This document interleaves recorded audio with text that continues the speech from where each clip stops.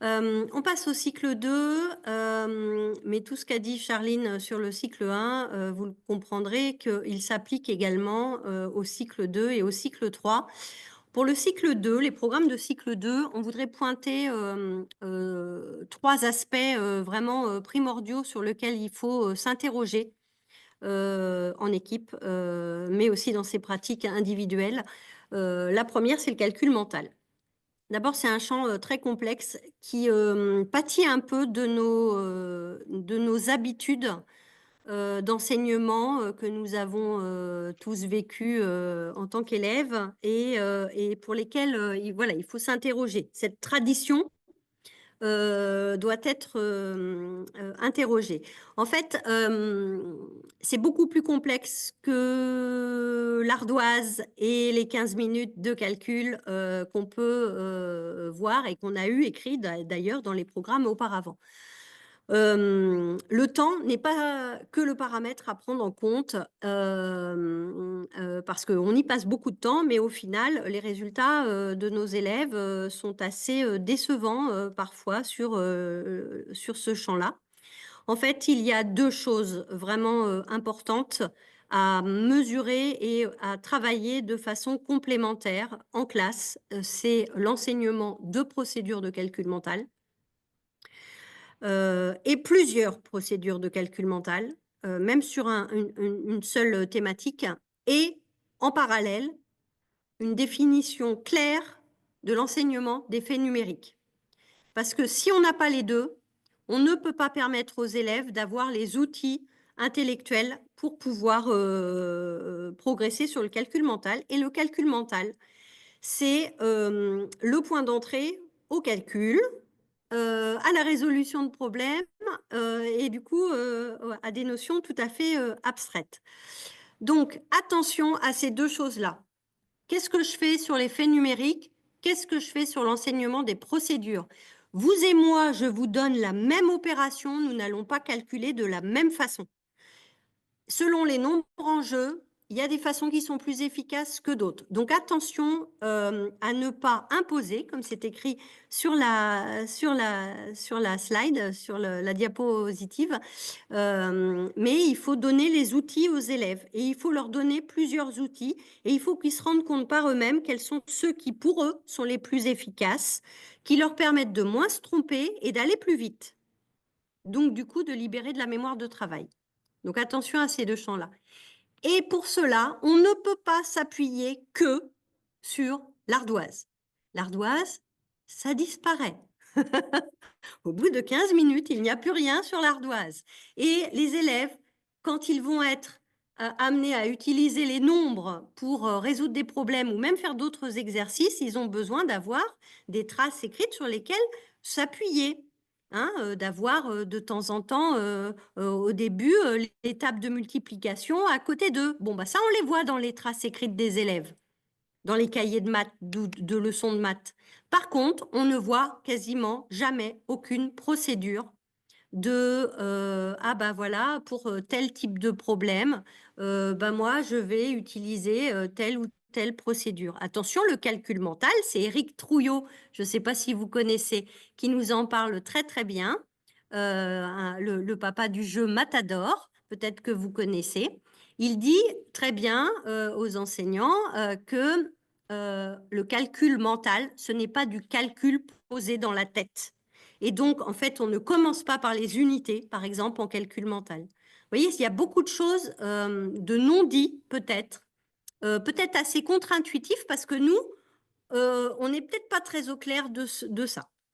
Donc voilà, le focus calcul mental, c'était vraiment important que voilà, vous ayez cette compréhension de ce qui se joue, donc des traces écrites dans les cahiers et les exercices, pas seulement sur l'ardoise.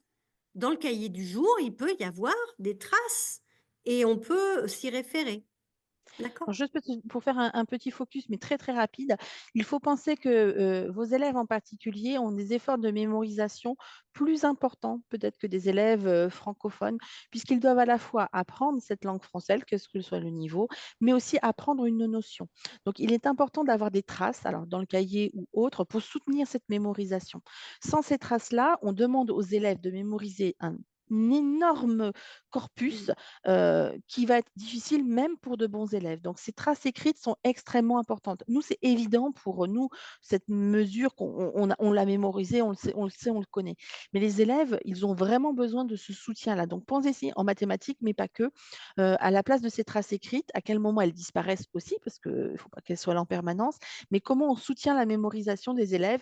Et rappelez-vous de ces 4 piliers de l'apprentissage de Dehaene, ça fait partie de ces piliers. C'est-à-dire que si on n'aide pas les élèves à mémoriser, et il faut aussi se rendre compte que là, ils vont devoir apprendre le mot calcul mental en français, comprendre ce qu'est la notion de calcul mental et connaître des procédures de calcul mental. Donc, c'est C'est conséquent beaucoup chez les d'implicite. élèves. Voilà. C'est beaucoup d'implicite dans nos façons de faire en classe. Donc interrogez-vous là-dessus. Le deuxième point, cycle 2, mais on l'a déjà vu en cycle 1 et on on pourrait le retrouver en cycle 3. Vous le savez bien, c'est la résolution de problèmes. C'est une vraie difficulté du métier, la résolution de problèmes. Mais on a, comme pour le calcul mental, maintenant des travaux sur lesquels on peut s'appuyer. Notamment, vous voyez le schéma qui est donné ici, qui est un schéma présenté par Verschaffel et De Kort, mais qui prend appui sur des travaux très très vieux de Polya en 1945. La la résolution de problèmes est une vraie difficulté, je pense, et un vrai, impensé, hem, de ce qu'on entend par l'enseignement de la résolution de problèmes. On doit enseigner des stratégies, on doit enseigner des procédures, qui vont permettre aux élèves de s'en sortir, de laisser les élèves face à des problèmes, même de façon très régulière, sans, décortiquer, ce qui est derrière, sans la pensée là dont Charline parlait tout à l'heure. Ce qu'il y a là-dedans là, c'est vraiment fondamental. Donc, vous avez des guides extrêmement bien faits.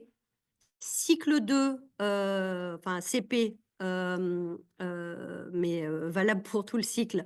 CM, voire cycle 4. Allez voir ce qu'il y a écrit dans les guides de résolution de problèmes cycle 4 également, et vous comprendrez que, cette évolution, elle est vraiment, lisible dans le parcours de l'élève.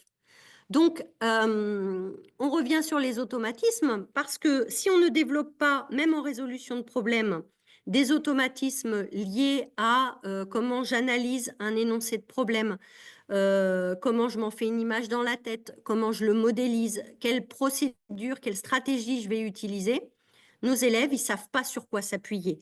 Et c'est important de développer des automatismes avec des problèmes très très simples et puis, des capacités de recherche plus évoluées sur d'autres types de problèmes. Parce que c'est central. Vous le savez que la résolution de problèmes, c'est central, mais c'est pas facile à mettre en œuvre. Le dernier point, qu'on voulait vous présenter, qui est vraiment, la nouveauté, de ces nouveaux programmes de cycle 2 en mathématiques, c'est, le fait qu'on s'aligne sur les autres pays, qui, ont des réussites meilleures en mathématiques que nous, sur l'enseignement précoce, des fractions, et des décimaux. Alors attention, pas comme ce qu'on peut faire actuellement en cycle 3, mais avec, si vous regardez les programmes précisément, des points très particuliers. Les décimaux ne sont, travaillés au cycle 2 que dans le cadre de la monnaie, par exemple. Et d'année en année, on vous propose, comme ce qui est écrit ici, des repères, tout à fait, importants à suivre pour, pareil, ne pas aller trop vite non plus. On essaye d'avancer les choses, mais il ne faut pas aller trop vite vers cette abstraction, liée aux fractions et aux nombres décimaux. Voilà, mais je pense que c'est une bonne chose qu'on s'aligne sur les programmes. Rapidement, mais on en Et a juste, parlé. Pour les Oui, vas-y. fractions, si on regarde aussi les évaluations internationales, les pays qui réussissent le mieux les Mmh. items sur les fractions sont ceux qui justement commencent, à aborder la notion beaucoup plus tôt. Donc c'est Oui. vraiment flagrant, en fonction de l'année, de démarrage en fait de cette, notion-là, de l'évolution des réussites. Donc si on se base sur des, on va dire, des systèmes éducatifs, proches. Et de plus, moi j'y trouve un intérêt, important, c'est que certains de nos élèves vont avoir des difficultés ou une certaine lenteur en tout cas à rentrer dans la base 10, et la numération, des nombres entiers. Et là, dans les fractions, on les remet en réussite et c'est important, voilà, de comprendre qu'ils ont un pouvoir sur ces nombres. Voilà. Les points saillants donc, on parle maintenant de fluence en mathématiques et donc on réaffirme de façon très claire, cette notion de développement, d'automatisme, lié bien sûr à la connaissance de certains faits numériques, mais aussi, à la, comment dire? Au fait qu'on doit avoir des procédures dans sa tête, même si on n'a pas le fait numérique, de façon à pouvoir le retrouver le plus rapidement possible. Donc ça, c'est important. Avec une pratique structurée, comme c'est indiqué ici et comme on a insisté tout à l'heure, sur, l'interrogation de nos pratiques, actuelles. L'introduction des fractions dès le cycle 1, en période 2, dès le CE1 en période 2, donc très rapidement. L'écriture à virgule, dans le contexte de la monnaie, également. Et puis, voilà, l'étape de multiplication, j'imagine que vous voyez la même chose que nous, des élèves qui ont des difficultés à retenir ces tables de multiplication et qui se retrouvent très vite en difficulté sur des tâches de plus haut niveau. S'ils sont encore à trouver le résultat d'une multiplication toute simple, bah, ils peuvent pas, résoudre un problème, par exemple. Moi, j'ai vu des élèves, résoudre un problème en posant, 5 fois 6, par exemple. Donc ça veut dire qu'ils ont pas de notion, voilà, non plus de de ce que ça représente. Voilà, et la résolution de problèmes, un vrai sujet et la régularité, l'interrogation sur le chemin est toujours primordiale. Ça, quel que soit le cycle. Voilà, si on continue, voilà, bien évidemment la continuité entre le cycle 2 et le cycle 3 et voilà une présentation un petit peu visuelle, de façon à ce que vous vous rendiez compte, pardon, que les différents domaines d'apprentissage, évidemment, se retrouvent du cycle 2 au cycle 3, bah, la nouveauté des fractions, par exemple, dans le 1er rencard, sur les nombres et les calculs et la résolution de problèmes. Le focus sur le calcul mental, extrêmement important, avec cette notion de fluence de calcul. Grandeur et mesure, là encore une fois, pas de, différence fondamentale. Moi, je dirais que la seule attention, sur laquelle, voi il faut qu'on se penche, c'est, quelle à quelle dose, à quelle fréquence nos élèves rencontrent ces notions, dans les séances de mathématiques ou dans d'autres séances. Je pense aux séances de sciences et technologies, hein, pour les faire comprendre. Parce que ça fonde les apprentissages, qui vont être poursuivis, au collège, dans les domaines scientifiques. L'espace et la géométrie. Alors je voudrais juste vous mentionner un point, parce qu'on ne le voit pas forcément apparaître comme ça, mais il y a quand même un petit écueil. En maternelle, en cycle 2, on parle bien, de, partir des objets concrets et d'aller vers l'abstrait en géométrie et en espace. Regardez bien, en cycle 2, on parle des solides. Ensuite, on passe à la géométrie plane et après le repérage, dans l'espace. Et regardez bien, en cycle 3, on commence par la géométrie plane dans les programmes, puis les solides, puis le repérage dans l'espace. Pour moi, ça, c'est une grosse difficulté. On a tendance naturellement, et les méthodes commerciales, on va dire, nous y entraînent à commencer par la géométrie plane pour aller en fin d'année et en se dépêchant vers les solides. Et il me semble que de garder les solides en premier lieu vont permettre de travailler un certain nombre de caractéristiques géométriques qui vont pouvoir être de petit à petit, progressivement abstraites en 2D. Souvent, moi je remarque, la première leçon de géométrie, c'est le vocabulaire en géométrie. Comment est-ce qu'on peut expliquer dès le début de l'année à un élève de CM1 ou de CM2 qu'est-ce qu'un point ou qu'est-ce qu'une droite, alors que concrètement, ça n'existe pas. Enfin, voilà, on ne peut pas le toucher, on ne peut pas le manipuler. Vous voyez, ça va en contradiction avec manipuler, représenter, abstraire. Voilà, donc attends, ce petit point-là, je voudrais vraiment que vous, voilà, vous le gardiez en tête. Peut-être, moi, je dirais commencer par les solides avant de passer toujours en géométrie plane en cycle 3 parce que c'est pas une évidence du tout. Bon, le reste, la proportionnalité, l'organisation et la gestion des données, voilà, là, un petit point sur les probabilités, mais vous verrez dans les programmes que ça s'applique bien évidemment plus au sixième. En attendant, on peut faire quand même des probas sur certains problèmes que l'on donne en résolution de problèmes. Et ça peut être intéressant voilà, de tâtonner, d'essayer, de chercher sur une notion dont on n'est pas expert du tout. Et puis C'est vrai qu'on peut l'initiation à la pensée informatique. Alors, à la pensée algébrique et à la pensée informatique, en fait, elle existe toujours hein, dès la maternelle, on va dire, en filigrane, mais ça devient un domaine disciplinaire, la pensée informatique en sixième. D'accord? Ça ne l'est pas avant. N'empêche que ça ne nous empêche pas. Vous regarderez les programmes, mais ça ne nous empêche pas de continuer à utiliser toutes les séances que vous menez de découverte, d'initiation à la pensée informatique. D'accord? Ou en lien avec les sciences, la technologie, voire avec le langage et avec plein d'autres situations que vous faites vivre au quotidien.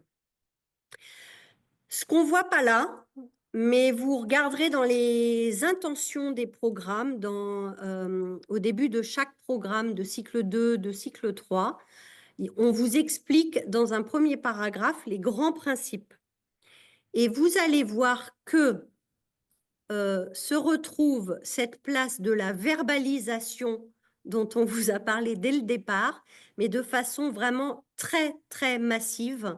La place et le rôle de l'oral, les écrits en mathématiques sont vraiment des sujets sur lesquels il faut se pencher. C'est un langage vraiment important à développer et à faire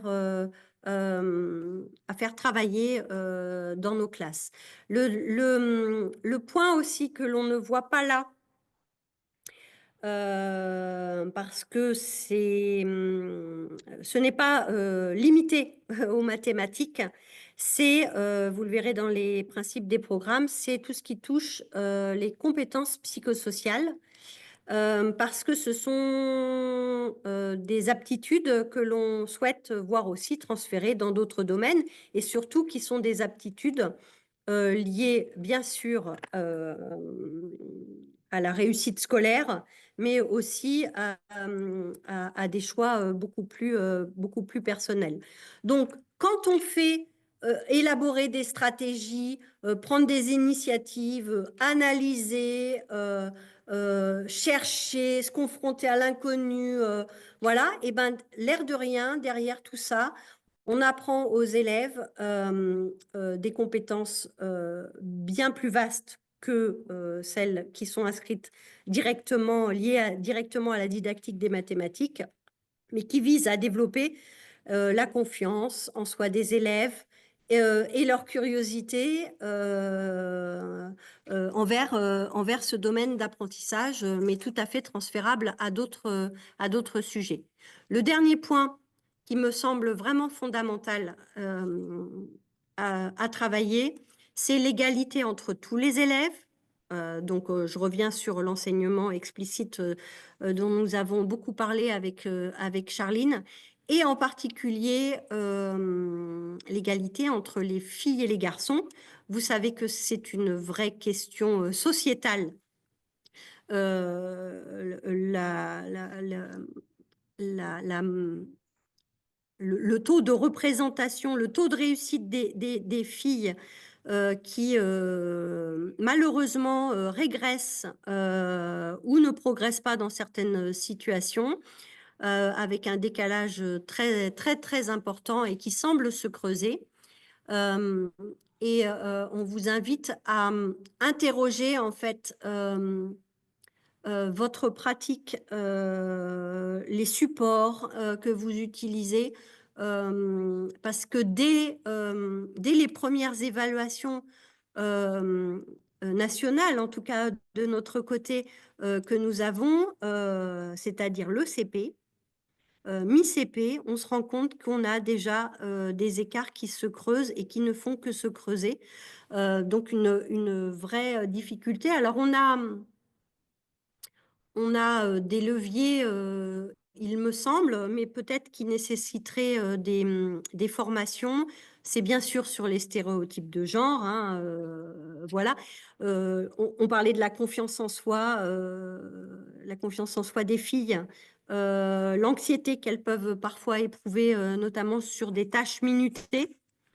Et puis le développement de l'oral, de considérer l'erreur comme quelque chose de positif, d'explicité, de viser non pas la performance, le résultat final, mais la maîtrise du contenu, le chemin, la stratégie qu'on utilise, le mettre en avant. Ça permet de faire prendre conscience aux élèves que ben non, on n'est pas nul en maths, on ne n'est pas nul en maths, on n'a pas la bosse des maths et que on a un fonctionnement. Moi, je me rappelle d'élèves qui m'ont dit euh, mais en fait, on a le même cerveau. On peut très bien réussir. Les filles et les garçons peuvent aussi bien réussir. Et merci. Allez le dire très très fort à tout le monde. Je trouve que c'est vraiment quelque chose d'intéressant. Et peut-être aussi nous, en tout cas en tant qu'enseignants, de prendre conscience que des interactions qu'on a avec les filles et les garçons, et de se dire peut-être que euh, c'est pas du talent, les maths, voyez? Et qu'on soit une fille ou un garçon, c'est du travail, c'est de la persévérance, c'est de la confrontation à peut-être des échecs, des obstacles qu'il va falloir arriver à surmonter. Et que ça, qu'on soit une fille ou un garçon, tout le monde peut y arriver de façon à ce que nos filles puissent obtenir en tout cas des taux de réussite plus importants en mathématiques, parce que derrière ça, il y a à la fois l'esprit qui est derrière, que tout est ouvert, quel que soit voilà, notre genre, toutes les situations professionnelles sont ouvertes, quel que soit notre genre. Et, et c'est, pour moi, c'est une nécessité d'agir. Vous voyez ce que je veux dire? C'est une nécessité d'agir et de prendre conscience parce que moi, quand je montre les résultats filles-garçons aux enseignants, ils sont très ébahis en fait par ça. Ils n'en ont pas conscience. Et je crois d'avoir cette vigilance en équipe, c'est un vrai enjeu pour nous tous, il me semble. Voilà. Belle conclusion.